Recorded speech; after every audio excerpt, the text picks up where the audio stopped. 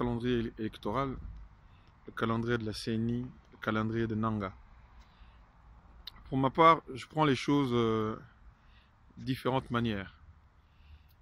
Voilà, c'est-à-dire que je ne le rejette pas et je ne l'accepte pas non plus. C'est-à-dire sur un plat strictement de droit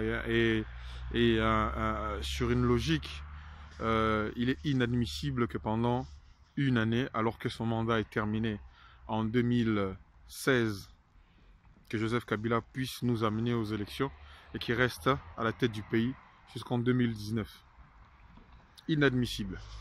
Ça, c'est le premier point. Le second point, c'est ce que pendant une année, c'est la responsabilité de l'opposition, la responsabilité de l'ensemble des opposants.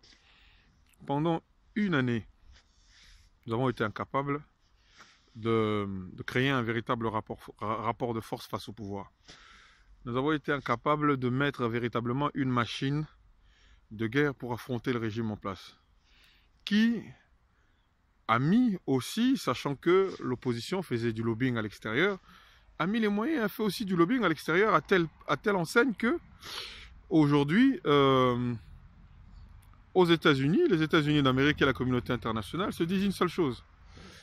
Si Kabila partait demain matin, avant des élections libres et démocratiques, qui allons-nous mettre à la tête du pays? C'est-à-dire, le jour où Kabila s'en va, s'il y a vacances du pouvoir, qui va gérer le pays jusqu'aux prochaines élections? C'est quelque chose que nous avons été incapables de mettre en place et de nous entendre avec la partie adverse. Voilà. Donc aujourd'hui, les Kabila et les autres ont réussi à vendre à la communauté internationale que le départ précipité de Kabila sans les élections va créer un désordre à l'intérieur du pays et va créer des morts et des violences, etc. Ce qui n'est pas faux. Ce qui n'est pas faux. Vu que tout le monde veut être Mopao, Mokonzi, etc.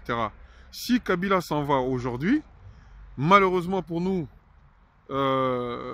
seul Etienne Tshisekedi était capable de calmer tous les ardeurs et les ambitions de toute l'opposition. Et lui, il était capable de prendre le pouvoir et nous amener aux élections. Maintenant qu'il n'est plus là, ça devient extrêmement difficile. Il n'y a pas une personne qui sort du lot et qui est capable de dire non et que toute l'opposition l'écoute d'un seul trait. Et donc, comme on n'a plus cet individu, on n'a plus un leader de toute l'opposition, on a des multitudes de leaders, on a des multitudes de chefs, on a des multitudes de réseaux, on a des multitudes de partis.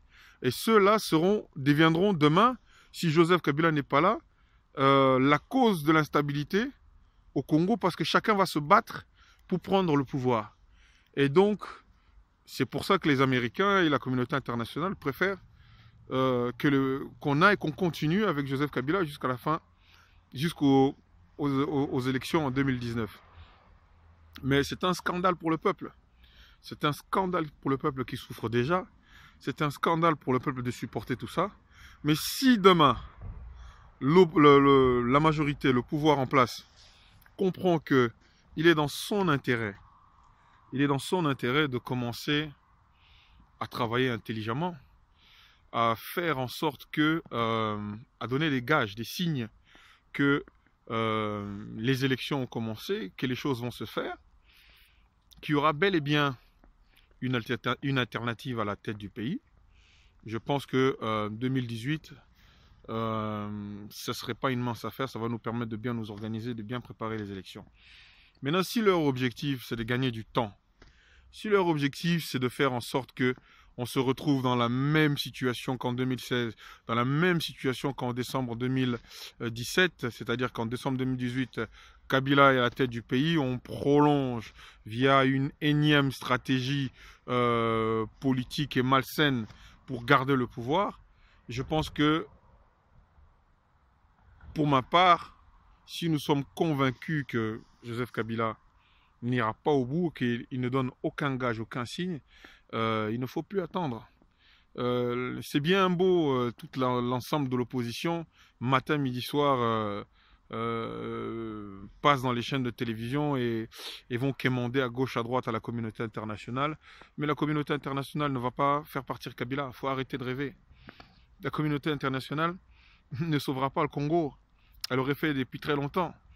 Seuls les fils et les filles du pays doivent se dire aujourd'hui que nous devons être capables de nous lever, d'utiliser la violence légitime et de défendre les intérêts de notre pays. Plus le temps passe, plus le peuple meurt. Ça va durer combien de temps? Plus les scandales en scandale, etc., etc. Pour ma part, je pense que pour la part je parle au nom de notre mouvement, je pense qu'il est plus que nécessaire de commencer à envisager très sérieusement de prendre les armes. Aussi simple que ça. De prendre les armes face à ce régime.